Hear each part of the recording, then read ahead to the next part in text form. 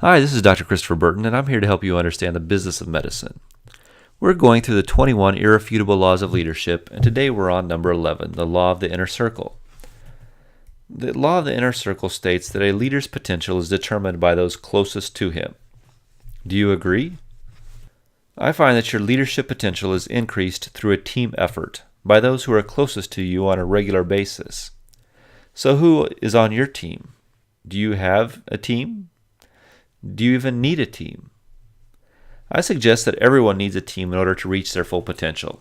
Even solo sports stars in golf or tennis require a team of coaches and trainers to help them achieve their goals.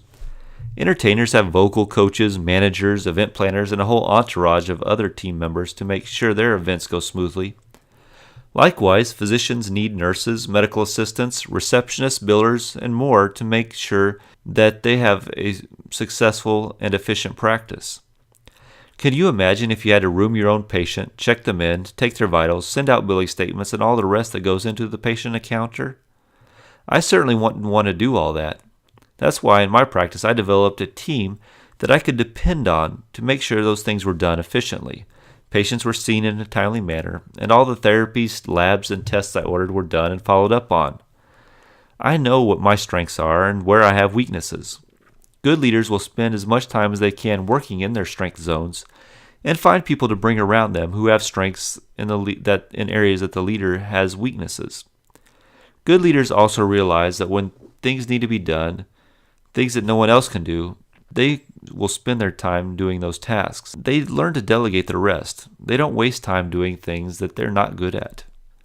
Physicians are best at taking care of patients, and that is what generates revenue for your practice. You're not the ideal person for making phone calls, cleaning the rooms after each visit, or sorting through the mail. That can be done by someone else. Take a minute and list the people you need and want on your team. People who have strengths in your area of weakness.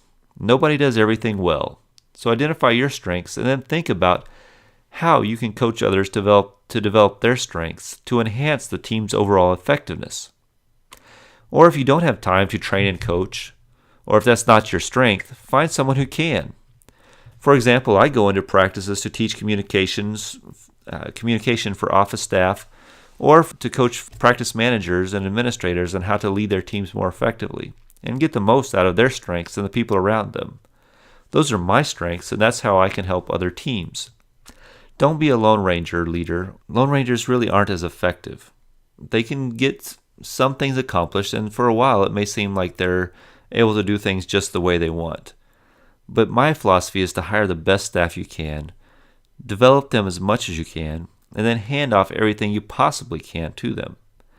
Then you're going to have more time to focus on the things that you as the physician do best. Up next, we're going to talk about the law of empowerment. I look forward to sharing with you even more about how to grow your team and get the best out of them. Until then, here's to your success.